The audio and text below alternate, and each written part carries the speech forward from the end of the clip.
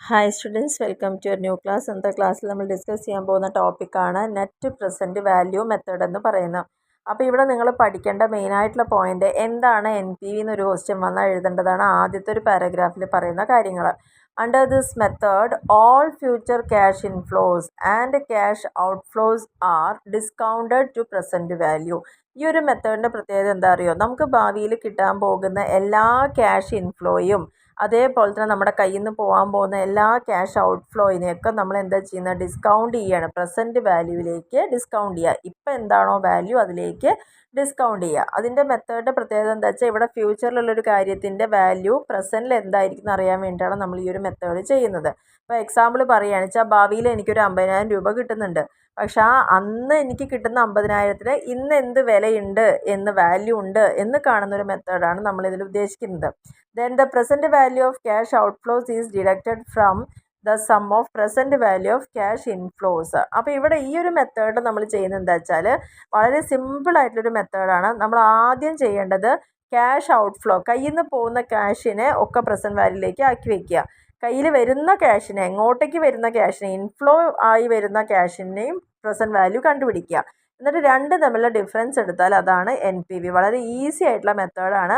Cash ഔട്ട്ഫ്ലോയും ഇൻഫ്ലോയിനെയും present വാല്യൂയിലേക്ക് ആദ്യം convert ചെയ്ത് വെച്ചിട്ട് അതിൻ്റെ ഡിഫറൻസ് എടുത്തു കഴിഞ്ഞാൽ കിട്ടുന്ന ആ ബാലൻസിനെ, ആ ഡിഫറൻസിനെയാണ് എന്ത് പറയുന്നത്? നെറ്റ് പ്രസൻറ്റ് വാല്യൂ എന്ന് പറയുന്നത്.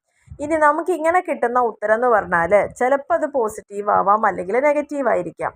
എൻ പി വി പോസിറ്റീവാണ് കിട്ടുന്നതെങ്കിൽ അതിൻ്റെ അർത്ഥം എന്താണെന്ന് വെച്ചാൽ ആക്ച്വൽ റേറ്റ് ഓഫ് റിട്ടേൺ എന്ന് പറയുന്നത് ഡിസ്കൗണ്ടഡ് റേറ്റിനേക്കാൾ കൂടുതലായിരിക്കും എന്നാണ് അതിൻ്റെ മീനിങ്.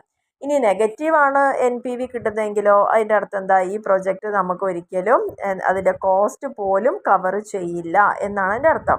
അപ്പോൾ അതിൽ നമുക്ക് കൃത്യമായിട്ട് മനസ്സിലാക്കേണ്ടത് ആക്ച്വൽ റേറ്റ് ഓഫ് റിട്ടേൺ എപ്പോഴും എന്തായിരിക്കണം? അത് ഡിസ്കൗണ്ട് റേറ്റിനേക്കാൾ അവിടെ ഇറ്റ് മീൻസ് ദാറ്റ് ആ ഒരു നെഗറ്റീവ് ആവുമ്പോൾ ആക്ച്വൽ റേറ്റ് ഓഫ് റിട്ടേൺ എന്ന് പറയുന്നത് അതിൻ്റെ കോസ്റ്റ് പോലും കവർ ചെയ്യുന്നില്ല, അതിനേക്കാൾ കുറവായിരിക്കും എന്നുള്ളതാണ് മനസ്സിലാക്കേണ്ടത്.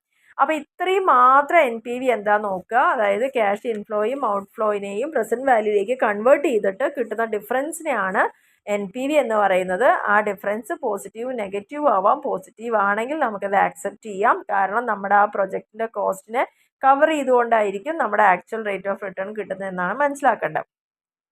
ഇനി നമ്മൾ നോക്കേണ്ടത് അതിൻ്റെ കമ്പ്യൂട്ടേഷനൊക്കെ പറയേണ്ടത്, അതൊക്കെ അവിടെ നിൽക്കട്ടെ. ഇനി നമുക്ക് മെയിനായി നോക്കേണ്ടത് എന്താ വെച്ചാൽ ഡിസിഷൻ റൂൾ എടുക്കുക, സെലക്ഷൻ ക്രൈറ്റീരിയ. അപ്പോൾ എങ്ങനെയാണ് ഒരു പ്രൊജക്റ്റ് ആക്സെപ്റ്റ് ചെയ്യേണ്ടത്, റിജക്റ്റ് ചെയ്യേണ്ടത്? നമ്മളിപ്പോൾ പറഞ്ഞല്ലോ, പോസിറ്റീവ് ആണെങ്കിൽ ആക്സെപ്റ്റ് ചെയ്യുക, എൻ പി വി നെഗറ്റീവ് ആണെങ്കിൽ റിജക്റ്റ് ചെയ്യുക. ഇങ്ങനെയാണ് ക്വസ്റ്റ്യൻ വന്നാൽ ചെയ്യേണ്ടത്. അതേപോലെ തന്നെ in all capital budgeting technique, അതായത് ARR ഒഴികെ ബാക്കി വരുന്ന ടെക്നിക്കെല്ലാം ക്യാഷ് ഇൻഫ്ലോ എന്ന് പറയുന്നത് എന്താ അറിയോ? ഓപ്പറേറ്റിംഗ് പ്രോഫിറ്റിനെയാണ്, അതായത് after tax but before depreciation. Tax കൊടുത്തതിന് ശേഷം നമുക്ക് കിട്ടുന്ന പ്രോഫിറ്റാണ് അവിടെ കണക്കാക്കേണ്ടത്. പക്ഷേ അത് ഡിപ്രീസിയേഷൻ കൊടുക്കുന്നതിന് മുന്നുള്ള പ്രോഫിറ്റ്, അതായത് ടാക്സ് കൊടുത്തതിന് ശേഷവും ഡിപ്രീസിയേഷൻ കൊടുക്കുന്നതിന് മുന്നേയുള്ള പ്രോഫിറ്റിനെയാണ് ഇതിനെല്ലാം കൺസിഡർ ചെയ്യേണ്ടത്. ARRൽ മാത്രം നമ്മൾ കൺസിഡർ ചെയ്യുന്നത് എങ്ങനെയായിരിക്കും? പ്രോഫിറ്റ് ആഫ്റ്റർ ഡിപ്രീസിയേഷനും ടാക്സ് ആയിരിക്കും. അത് നിങ്ങൾ അത്ര ശ്രദ്ധിച്ചാൽ മതി. ടാക്സും ഡിപ്രീസിയേഷനും കൊടുത്തതിന് ശേഷമുള്ള പ്രോഫിറ്റാണ് ARRൽ എടുക്കുന്നത്. പക്ഷേ എൻ പി വിയിലൊക്കെ എടുക്കുമ്പം അത് ടാക്സ് കൊടുത്തതിന് ശേഷവും ഡിപ്രീസിയേഷൻ കൊടുക്കുന്നതിന് മുന്നേയുള്ള ക്യാഷാണ് എടുക്കുന്നത് മാത്രമേ അവിടെ നോക്കാനുള്ളൂ. നമുക്ക് ഈ ഒരു ക്വസ്റ്റ്യൻ ഇവിടെ ചെയ്ത് നോക്കാം. അപ്പോൾ നിങ്ങൾക്ക് ഇവിടെ മനസ്സിലാവും. രണ്ട് പ്രോജക്റ്റ് നമ്മുടെ മുമ്പിലുണ്ട്, എയും ബി എന്ന് പറയുന്നത്. അത് രണ്ടിൻ്റെ ഇനീഷ്യൽ ഇൻവെസ്റ്റ്മെൻറ്റ് പറയുന്നത് 1,00,000 രൂപയാണ് രണ്ടിലാണെങ്കിലും. അപ്പോൾ പ്രൊജക്റ്റ് എയിൽ 1,00,000 രൂപ നമ്മൾ നിക്ഷേപിക്കുന്നതെങ്കിൽ ഓരോ വർഷവും നമുക്ക് കിട്ടുന്ന റിട്ടേൺസ് ഇവിടെ പറഞ്ഞിട്ട് 30, 40, 40, 30, 30 പറഞ്ഞ് തന്നിട്ടുണ്ട്. ഇനി ബിയിലാണ് നമ്മൾ 1 lakh ഇൻവെസ്റ്റ് ചെയ്യണമെങ്കിൽ അതിന് 5 വർഷം കിട്ടുന്ന റിട്ടേൺസ് ഇവിടെ തന്നിട്ടുണ്ട്.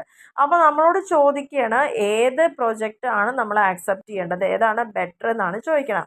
അപ്പോൾ അത് നമുക്ക് ബെറ്റർ ഏതാണെന്ന് പറയണം എന്നുണ്ടെങ്കിൽ നമ്മൾ പ്രൊജക്റ്റ് എയുടെ കാൽക്കുലേഷൻ ഇവിടെ ആദ്യം പറഞ്ഞുതരാം. നമ്മൾ ആദ്യം ചെയ്യേണ്ടത് ആദ്യത്തെ കോളത്തിൽ ഇയർ എഴുതുക. ഇവിടെ 5 വർഷമല്ലേ കൊടുത്തിരിക്കുന്നത്, അപ്പോൾ 0 മുതൽ തന്നെ സ്റ്റാർട്ട് ചെയ്യുക. കാരണം 0 എന്ന് കാണിക്കുന്നത് നമ്മൾ ഇൻവെസ്റ്റ് ചെയ്ത എമൗണ്ട് ആണ്. ഓക്കെ, അപ്പോൾ 5 വർഷം കാണിക്കുക. ഇൻവെസ്റ്റ്മെൻറ്റ് എത്രയാണെന്നുള്ളതും ക്യാഷ് ഫ്ലോയും രണ്ടാമത്തെ കുളത്തിൽ കാണിക്കുക. അപ്പോൾ 0 എന്ന് പറയുന്നതോട് നമ്മൾ എന്താണ് 1 lakh ഇൻവെസ്റ്റ് ചെയ്തു, അതാണ് അവിടെ മൈനസ് ഫിഗർ. നമ്മുടെ കയ്യിൽ നിന്ന് പോയ പൈസ അല്ലേ, മൈനസ് ഫിഗർ കാണിച്ചു. പിന്നെ ബാക്കി വരുന്ന 5 വർഷവും ക്വസ്റ്റ്യനിൽ തന്ന കിട്ടിയിരിക്കുന്ന ആ എമൗണ്ടുകൾ എഴുതുക. എല്ലാം കൂടി കൂട്ടുമ്പോൾ 1,70,000 അവിടെ കിട്ടിയിട്ടുണ്ട്. ഇനി ഡിസ്കൗണ്ട് ഫാക്ടർ എടുക്കുക. അപ്പോൾ അതിൽ നിങ്ങൾ 15%, അതായത് ഓരോ വർഷത്തിൻ്റെയും ഒന്നാമത്തെ വർഷത്തിൻ്റെ 15% എത്രയാണ് ഡിസ്കൗണ്ട് ഫാക്ടർ നോക്കുക. അപ്പോൾ നമുക്ക് കിട്ടുന്നത് 0.870 എന്നായിരിക്കും. അത് ടേബിൾ നോക്കിയിട്ട് കണ്ടുപിടിക്കുക കേട്ടോ. അപ്പോൾ അങ്ങനെ കിട്ടിയിട്ടുണ്ടാവും. അപ്പോൾ ടേബിൾ നോക്കുമ്പോൾ ഈ ഒരു വാല്യൂ ആയിരിക്കും ഒന്നാമത്തെ വർഷത്തിൽ 15% നേരെ നോക്കുമ്പോൾ കിട്ടുന്ന വാല്യൂ. അപ്പോൾ എന്ത് ചെയ്യുക, ആ ഒന്നാം വർഷം നമുക്ക് കിട്ടുന്ന ഇൻഫ്ലോ എത്രയാണ്, 30,000 രൂപയല്ലേ കിട്ടുന്നത്. ആ 30,000ത്തിനെ ഈ റേറ്റ് കൊണ്ട് ഇൻറ്റു ചെയ്യുമ്പോൾ നമുക്ക് 26,100 എന്ന് പ്രസൻറ്റ് വാല്യൂയിലേക്ക് കിട്ടും. അപ്പോൾ അങ്ങനെയാണ് നമ്മളത് ചെയ്യേണ്ടത്.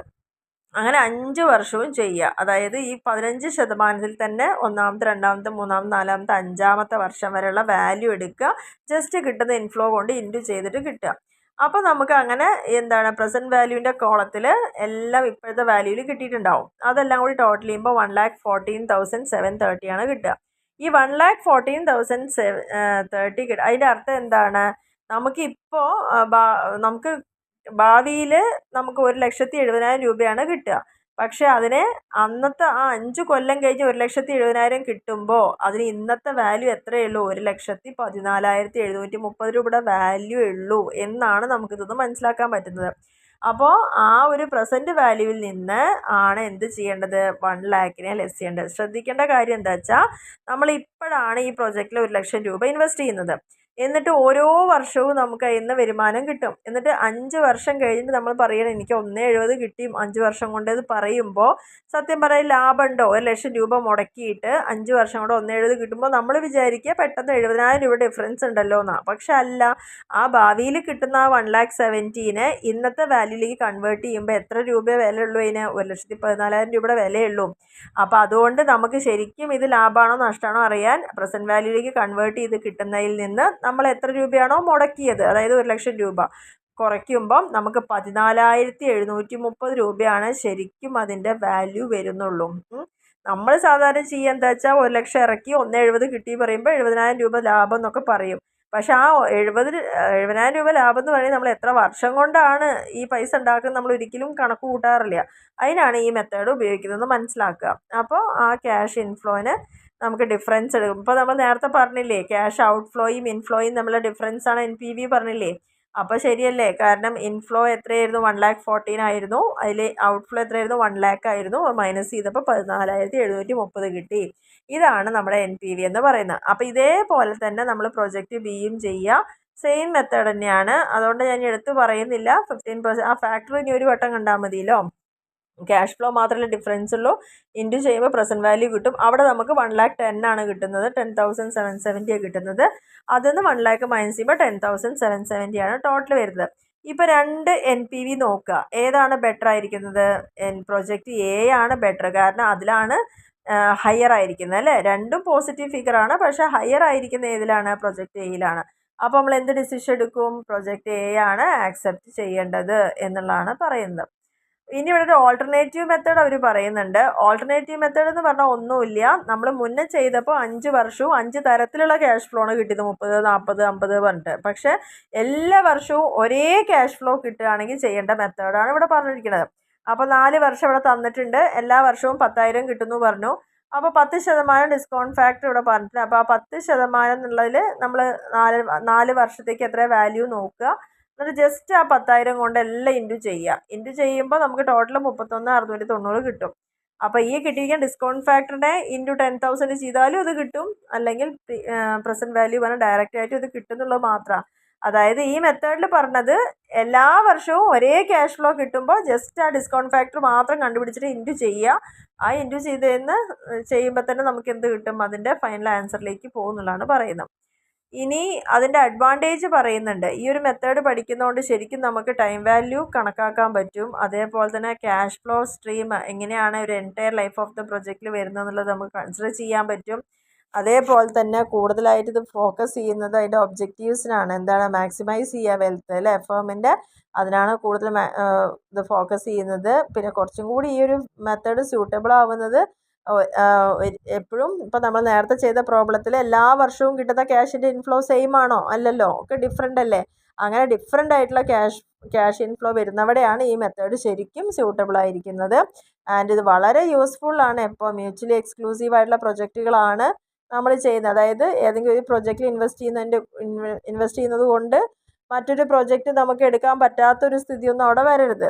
അപ്പോൾ അങ്ങനെയൊക്കെയുള്ളൊരു സിസ്റ്റം വരുമ്പോഴൊക്കെയാണ് നമുക്ക് ഇത് കൂടുതൽ മെത്തേഡ് യൂസ്ഫുള്ളായിട്ട് മാറുന്നത്. ഇനി ഇതിൻ്റെ ഡിസഡ്വാൻറ്റേജസ് പറയുന്നുണ്ട്. ഇത് അത്രത്തോളം സാറ്റിസ്ഫാക്ടറി ആയിട്ട് റിസൾട്ടൊന്നും പ്രൊവൈഡ് ചെയ്യില്ല. പ്രത്യേകിച്ച് 2 പ്രോജക്റ്റുകളും 2 ഡിഫറെൻ്റ് ആയിട്ടുള്ള യൂസ്ഫുൾ ലൈവ്സുമാണ് തരുന്നതെങ്കിലൊന്നും. അപ്പോൾ നമ്മൾ നേരത്തെ ചെയ്ത പ്രോജക്റ്റിൽ രണ്ടും സെയിം ആയിരുന്നു, കാലയളവ് സെയിം ആയിരുന്നു, ഇൻവെസ്റ്റ്മെൻറ്റ് സെയിം ആയിരുന്നു അല്ലേ. പക്ഷേ 2 പ്രൊജക്റ്റ് എടുത്തിട്ട് 2ൻ്റെ ഇൻവെസ്റ്റ്മെൻറ്റും ഡിഫറെൻ്റ് ആണ്, 2ൻ്റെ ഇൻഫ്ലോയും ഡിഫറെൻ്റ് ആണ്, 2ൻ്റെ കാലാവധിയും ഡിഫറെൻ്റ് ആയി വരുമ്പോൾ ഒന്നും ഇത് അത്രത്തോളം യൂസ്ഫുൾ അല്ല. ആൻഡ് ഇത് ഒരു project involving different amounts of investment വരുമ്പോഴും ഇത് സ്യൂട്ടബിൾ അല്ല. ഡിഫറെൻറ്റ് ഡിസ്കൗണ്ട് റേറ്റ് വരുമ്പോഴും ഡിഫറെൻ്റ് ആയിട്ടുള്ള പ്രസൻറ്റ് വാല്യൂ വരിക, അപ്പോഴും ഇത് പറ്റില്ല.